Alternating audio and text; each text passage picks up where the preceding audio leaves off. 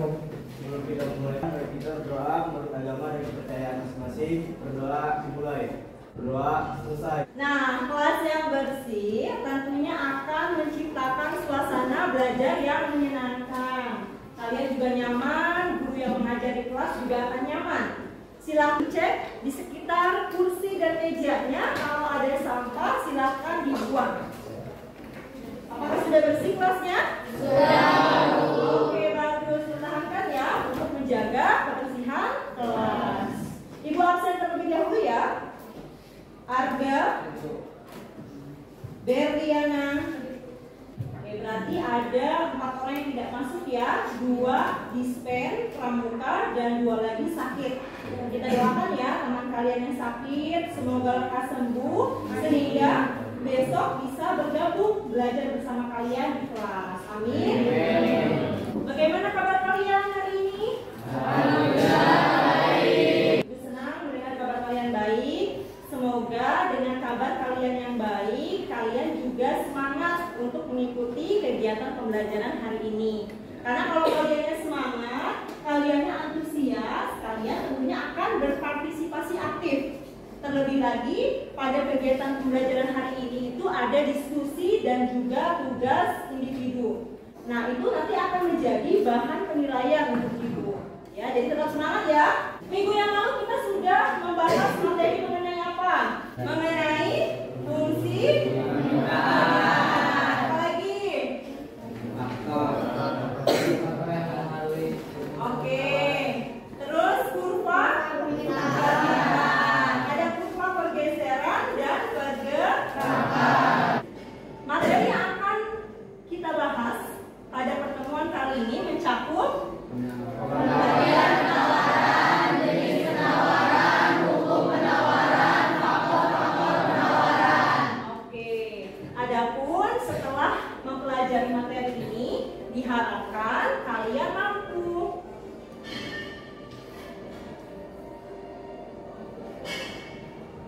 untuk mendeskripsikan pengertian penawaran, menganalisis jenis-jenis penawaran, menganalisis hukum penawaran serta asumsi-asumsinya, menganalisis faktor-faktor yang mempengaruhi penawaran, dan juga menyajikan hasil diskusi tentang perubahan harga dan pengaruhnya terhadap jumlah penawaran. Kita langsung lanjut ke materi. Silakan kalian perhatikan gambar di layar ini. Di sini ada gambar apa? Jadi para pelajar sedang bermain handphone. Nah, dari gambar ini berjudul artikelnya Pasar Smartphone Indonesia diprediksi tumbuh 8% pada tahun 2022. Tumbuh 44 juta unit. Dari gambar dan artikel ini, apakah ada pertanyaan? Silakan, Melani. Bu, kenapa penawaran handphone oleh produsen bisa naik? Oke, kenapa penawaran handphone oleh produsen ini bisa naik? Sebelum ibu jawab, mungkin dari kalian ada yang ingin menjawab? Silakan. Karena di masa sekarang setiap orang melakukan aktivitas selalu menggunakan handphone, jadi HP sudah menjadi kebutuhan. Oke, good. Jadi kalian bisa bayangkan ya, setiap hari kita itu tidak terlepas aktivitas itu dari penggunaan handphone. Jadi permintaan handphone dari konsumen ini membuat para produsen yang memproduksi handphone ini itu berlomba-lomba untuk menghasilkan atau memproduksi handphone dengan inovasi yang terbaru yang sesuai dengan selera masyarakat. Oleh karena itu, penawaran handphone itu akan selalu naik, diiringi dengan permintaan dari konsumen akan handphone, termasuk kalian ya, untuk berkomunikasi, untuk belajar dan lain sebagainya. Jadi bisa disimpulkan nih, apa kaitannya dengan gambar ini dan penawaran? Apa itu penawaran? Saya Bu, Silakan. penawaran adalah keseluruhan jumlah barang dan harga dan jasa yang ditawarkan oleh produsen pada berbagai tingkat harga dalam waktu dan keadaan tertentu. Oke, Jadi penawaran ini merupakan keseluruhan jumlah barang atau jasa yang ditawarkan oleh produsen pada berbagai tingkat harga dan juga keadaan tertentu. Jadi karena permintaan akan smartphone naik, perusahaan ini akan berlomba-lomba untuk menghasilkan smartphone sesuai dengan selera konsumen, mengakibatkan penawaran ikut naik. Selanjutnya mengenai jenis penawaran. Jenis penawaran ini dibagi menjadi dua. Yang pertama adalah penawaran pasar dan juga penawaran perorangan. Penawaran pasar itu apa?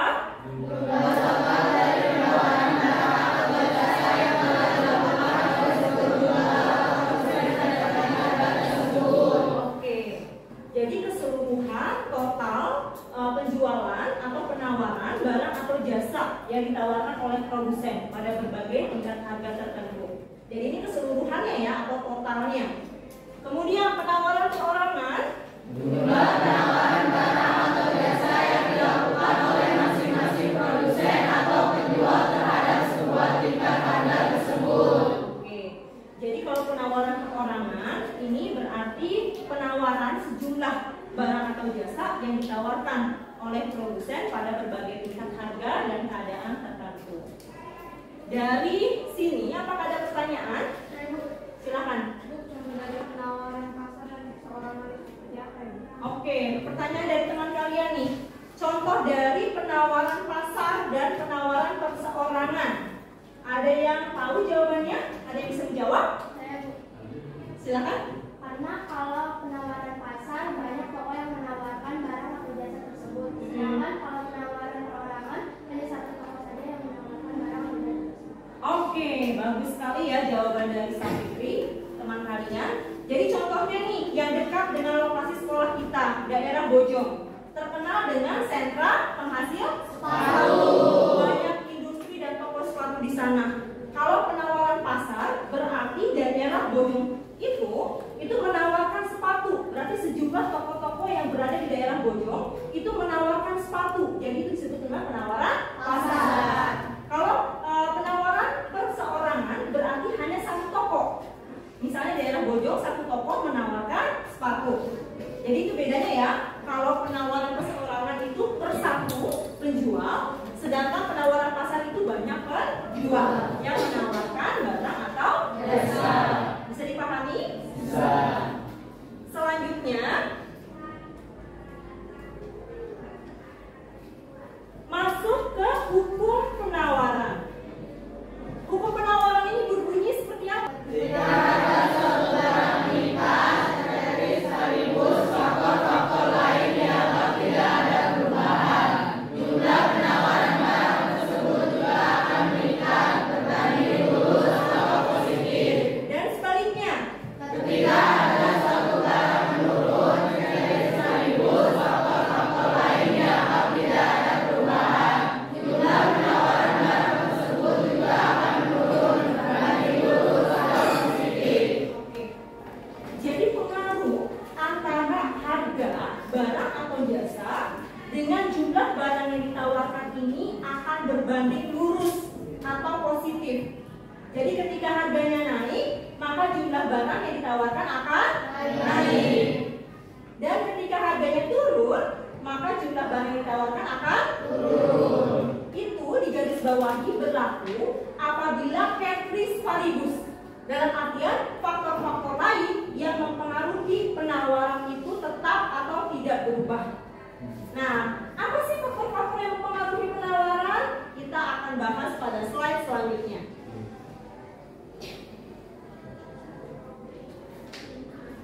Faktor-faktor yang mempengaruhi penawaran. Yang pertama adalah harga barang itu sendiri. Maksudnya seperti apa? Bu, saya. Silakan Mbak El. Harga barang menjadi faktor utama besar di dalam penawaran. Semakin tinggi barang, maka semakin tinggi pula penawaran yang dilakukan oleh produsen. Oke, yang tadi sudah dibahas.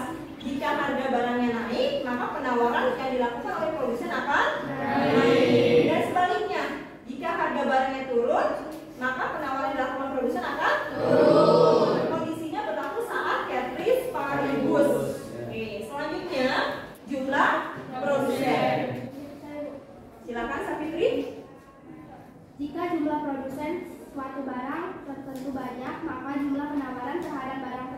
juga akan tetap tinggi. Misalnya, jika suatu daerah menjadi sentra penghasil sepatu, maka penawaran sepatu di daerah tersebut akan tinggi. Oke. Jadi maksudnya kalau di suatu daerah seperti tadi contohnya daerah Bojong itu menghasilkan sepatu karena di sana itu banyak toko sepatu dan industri sepatu sehingga mengakibatkan di daerah Bojong itu menawarkan sepatu itu dalam jumlah yang banyak. Begitupun juga daerah-daerah lainnya. Kalau misalnya menghasilkan sentra apa nih barang atau jasa dalam jumlah yang banyak berarti menawarkan juga dalam jumlah yang banyak juga. Ya, bisa dipahami ya? Bisa. Selanjutnya, bencana alam.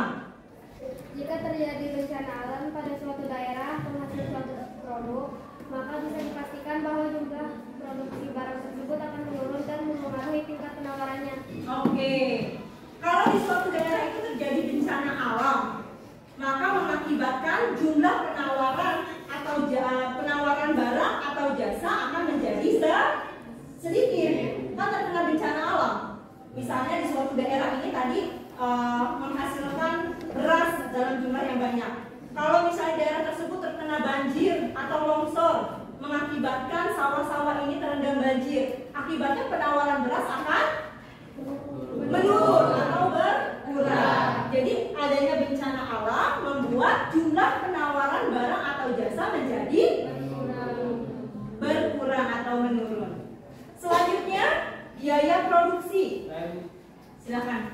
Biaya produksi berkaitan dengan biaya yang digunakan dalam proses produksi, seperti biaya untuk membeli bahan baku, biaya untuk gaji pegawai, biaya untuk bahan-bahan penolong dan sebagainya. Apabila biaya-biaya produksi meningkat, maka harga barang produksi akan tinggi. Akibat produsen akan menawarkan barang produksi dalam jumlah yang sedikit. Oke, bagus. Jadi kalau terjadinya kenaikan biaya produksi, maka mengakibatkan jumlah produksi menjadi sedikit atau berkurang. Ya, karena bahan bakunya naik. Jadi produsen kesulitan untuk memproduksi pada jumlah yang banyak.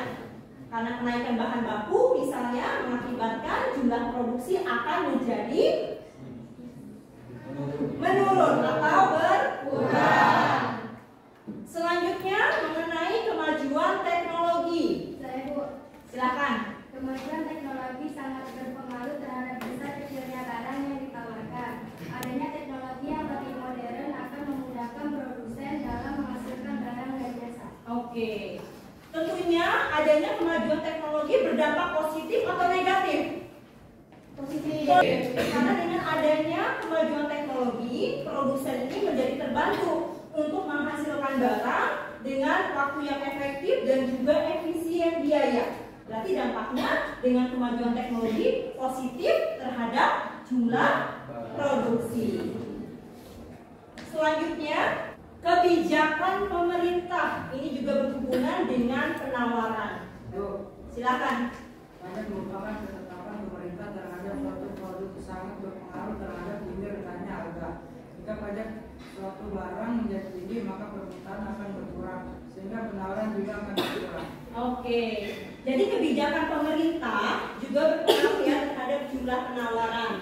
Kebijakan pemerintah di sini ada pajak dan juga subsidi. Nah, untuk pajak, kalau pemerintah menaikkan pajak yang tadinya alokasi uangnya itu untuk produksi, sehingga untuk membayar pajak yang lebih besar, maka mengakibatkan produsen menghasilkan barang atau jasa banyak atau sedikit? Sedikit atau berkurang dengan adanya kenaikan pajak. Kemudian yang kedua adalah subsidi. Maksudnya seperti apa? Saya Bu, Silakan. mampu mengurangi biaya produksi sehingga menjadi pengurang harga yang ditawarkan dan menambah laba. Karena itu semakin besar subsidi, jumlah barang yang ditawarkan akan bertambah. Oke. Jadi dengan adanya subsidi ini kan merupakan bantuan keuangan yang diberikan oleh pemerintah kepada produsen. Kalau pemerintah memberikan subsidi atau bantuan keuangan, sehingga modal dari produsen ini bertambah, mengakibatkan produksi akan meningkat atau bertambah dengan adanya subsidi. Kalau dengan adanya kenaikan pajak membuat jumlah produksi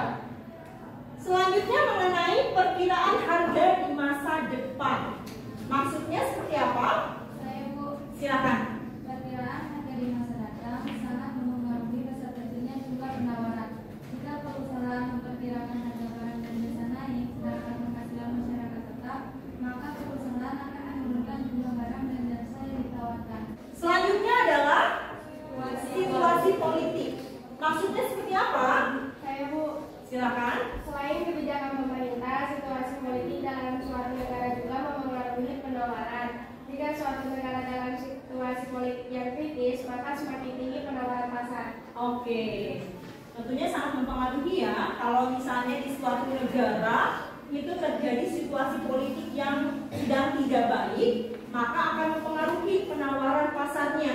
Ada pertanyaan? Silakan. Bu, apakah hukum penawaran akan selalu berlaku pada setiap kondisi? Oke, pertanyaan dari teman kalian Dina, apakah hukum penawaran ini akan berlaku pada setiap kondisi? Jawabannya adalah tidak. Karena apa? Karena kalau hukum penawaran ini berlaku pada saat kondisi tadi, ceteris paribus, atau faktor-faktor yang mempengaruhi penawaran yang sudah tadi dibahas itu bersifat tetap atau tidak berubah.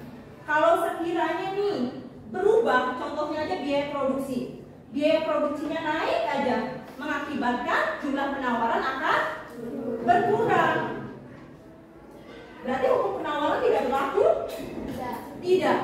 Di mana tadi hukum penawaran jika harga naik, maka jumlah barang yang ditawarkan akan naik. Tapi karena biaya produksi atau bahan bakunya lagi naik, mengakibatkan jumlah penawaran turun. Berarti bisa disimpulkan bahwa hukum penawaran tidak selalu berlaku. Berlaku apabila kondisinya ceteris paribus atau faktor-faktor lain yang mempengaruhi penawaran bersifat tetap. Sudah dapat dipahami? Sudah. Kalau sudah, berarti ibu akan memberikan LKPD atau tugas kelompok. Karena kalian di awal sudah ibu bagi ya untuk kelompoknya, duduk sudah dengan teman sekelompoknya. Jadi ibu akan membagikan LKPD karena di awal ibu sudah bilang bahwa akan ada tugas kelompok. Jadi untuk menjawab soalnya, kalian bisa berdiskusi dengan rekan sekelompoknya. Silakan dibuka bagian artikel. Artikelnya dibuka. Halaman 4. Halaman 4 dibuka semuanya. Sudah? Ada artikel berjudul apa? Harga tepung di penatap siaran naik katakan dulu yang berlalu saat ini mengeluh. Oke, adanya kenaikan dari salah satu bahan baku pembuat roti, yaitu harga tepung terigu naik, sehingga pengusaha roti ini mengeluh akan kenaikan bahan baku seperti tepung terigu yang merupakan bahan baku utama ya untuk membuat roti. Kalian dengan teman sekelompoknya lakukan analisa. Kemudian jawablah pertanyaan-pertanyaan yang ada di LKPD. Ada 5 pertanyaan. Silakan diskusi dengan teman sekelompoknya. Keaktifan kalian dalam berdiskusi akan menjadi penilaian. Silakan dikerjakan. Diskusi sama dibantu ya. Secara referensi dari bahan ajar yang diberikan. Dari sini kan? Pahami ya pertanyaannya.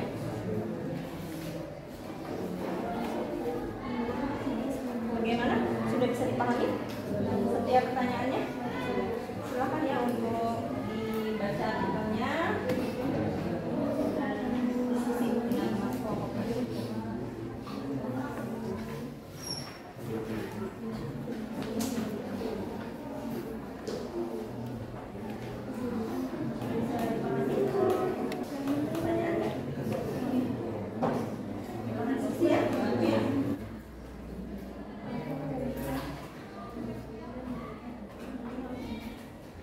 Berarti sudah selesai semua ya? Kalau sudah, kita mulai untuk presentasi tiap kelompok. Silakan untuk kelompok 1. Saya Yuki dari kelompok 1. Saya ingin menjawab pertanyaan nomor 1. Berdasarkan artikel di atas, lakukan analisis kalian apa yang menyebabkan harga roti yang dijual oleh produsen naik. Kenaikan harga roti yang dijual oleh produsen disebabkan karena kenaikan harga bahan baku seperti tepung terigu. Kenaikan tersebut membuat produsen kesulitan karena dapat menurunkan jumlah produksi roti dan produsen akan menaikkan harga roti. Oke, saya berdiri. Tadi ya pertanyaannya, apa yang menyebabkan kenaikan yang menyebabkan kenaikan harga roti dari kelompok kalian? Yang lain karena adanya kenaikan bahan baku seperti apa? Tepung. Nah, tepung terigu ini kan merupakan bahan baku utama ya pembuatan roti.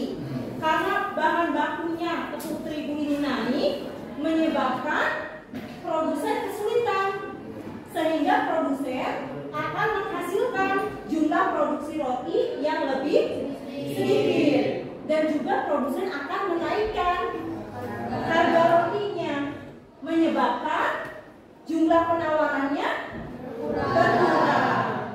Tepuk tangan untuk kelompok satu. Terima kasih.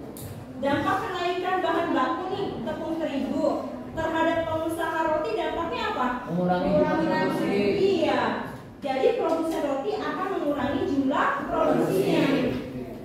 Sehingga berpengaruh nggak sama jumlah penawarannya? Berpengaruhnya apa?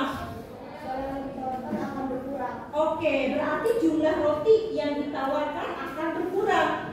Karena kan jumlah produksinya juga berkurang. Dan pengusaha roti akan menaikkan harga roti.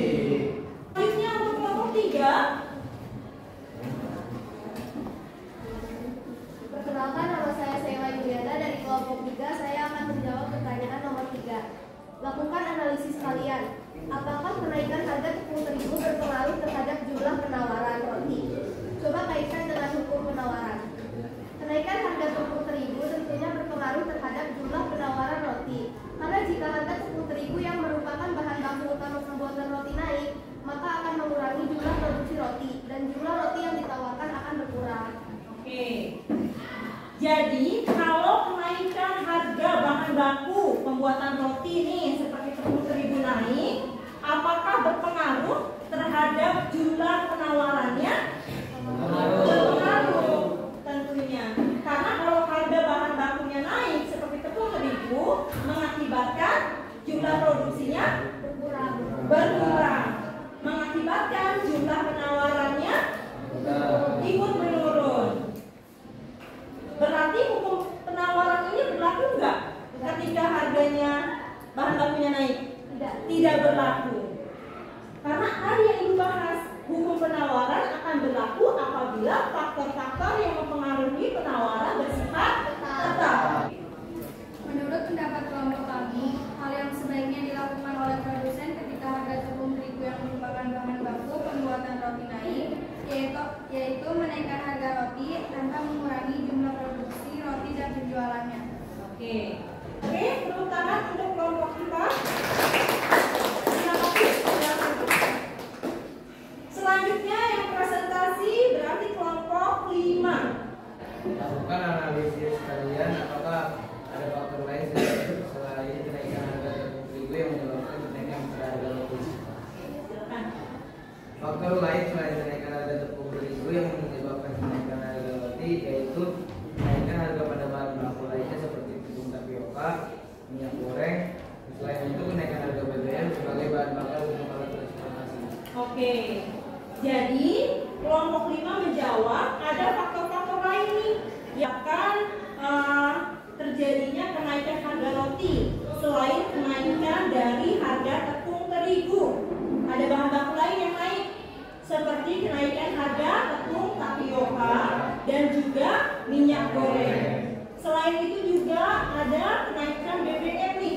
BBM kan digunakan untuk alat transportasi ya, misalnya mengirim roti, membeli bahan baku. Nah, karena BBM-nya naik mengakibatkan perhitungan ya, biaya produksinya juga naik.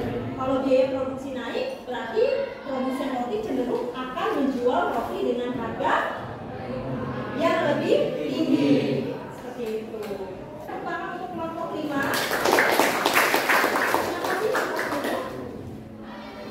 Nah, berarti bisa disimpulkan nih dari berbagai pertanyaan yang ada di artikel yang sudah kalian jawab dengan kelompoknya masing-masing berdiskusi. Mulai dari ternyata dampak dari kenaikan harga bahan baku roti seperti tepung terigu mengakibatkan kenaikan pada harga roti.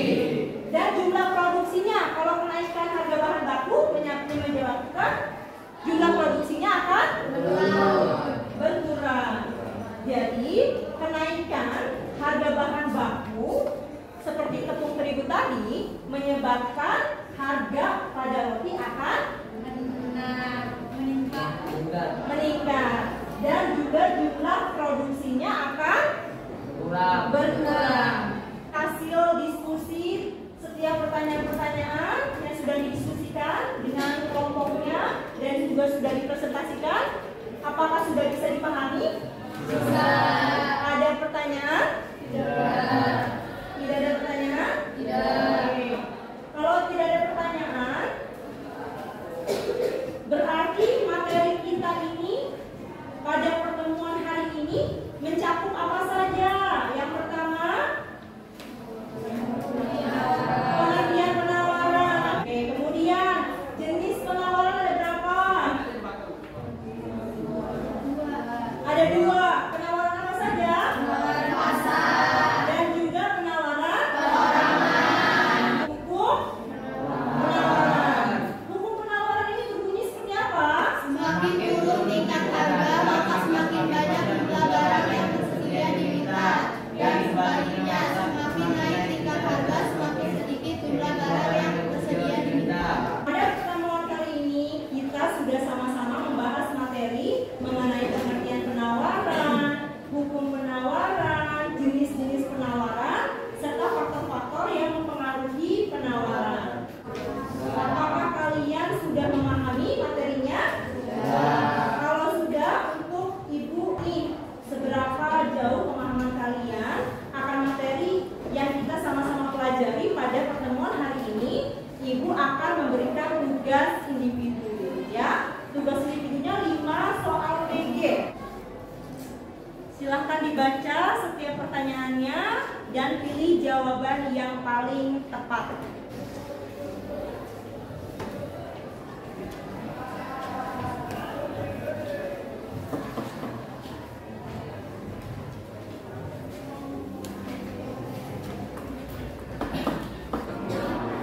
Sudah? Ada yang sudah selesai? Kalau sudah, silakan dikumpulkan di tiap kelompoknya. Demikianlah untuk proses pembelajaran hari ini. Terima kasih atas antusias kalian. Untuk pertemuan selanjutnya, Ibu akan membahas materi mengenai fungsi penawaran serta kurva pergerakan dan pergeseran penawaran. Kalian harus semangat ya belajarnya ya. Karena kalau kalian semangat belajarnya, kalian akan antusias nih dalam mengikuti setiap proses pembelajaran. Kalian juga dapat mudah untuk memahami setiap materi yang disampaikan, gitu ya. Dan juga kalian tentunya akan mendapatkan nilai yang baik karena kalian ini aktif dalam proses pembelajaran. Pertahankan ya aktifan seperti ini. Baiklah, kita tutup kegiatan pembelajaran hari ini dengan berdoa. Silakan ketua kelas untuk memimpin doa. Duduk siap.